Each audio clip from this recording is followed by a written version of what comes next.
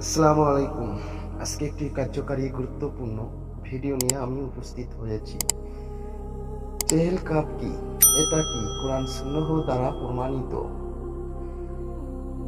এটার মধ্যে কি কোনো কুফরি কিংবা শিরকি লাজিম আছে কিনা? এটা কি ভালো উদ্দেশ্যে আমল করা যাবে? এই চেহেল কাপ ৪১ প্রকার কাজ করা যায়।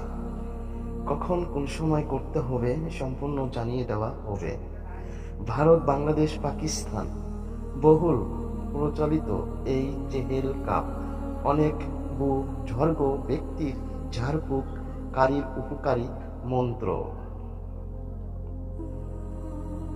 যেহেতু এর উপকারী পাওয়া যায়, সেজন্য কোনো বুজুর্গের মাধ্যমে এর আমল নেওয়া যেতে পারে এবং জরুরি বা সুন্নাহ মনে না করেও আমল করতে কোনো সমস্যা নেই। তাছাড়া চেহেল কাপ শব্দ ও অর্থ শরীয়তের সাথে সংঘর্ষিত নয়, বরং সামঞ্জস্যিক। চেহেল কাপ কোনো কুফরি বাক্য নেই। সকল বাক্যর ইঙ্গিত ও মর্মর্থ আল্লাহ তাআলার দিকেই। চেহেল কাপ বিভিন্ন বর্ণনা পাওয়া যায়।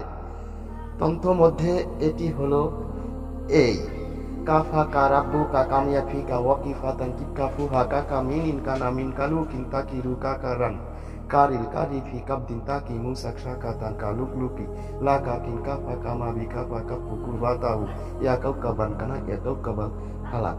এই চেহেল কাপে প্রতি কাফের মধ্যে ফজিলত রয়েছে।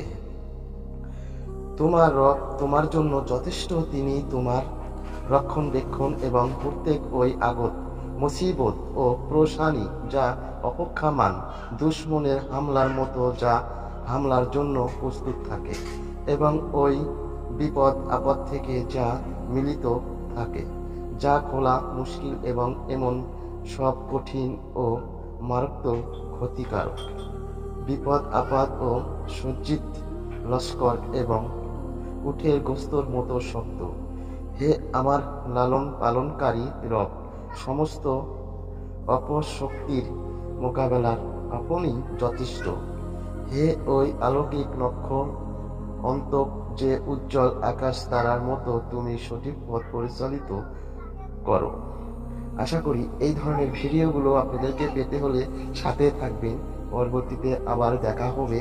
এই চেহেল কাপের ফজিলত ৪১ প্রকার, কখন কোন সময় করতে হবে সম্পূর্ণ আপনাদেরকে জানিয়ে দেওয়া হবে। আজ এই পর্যন্তই। খোদা হাফেজ।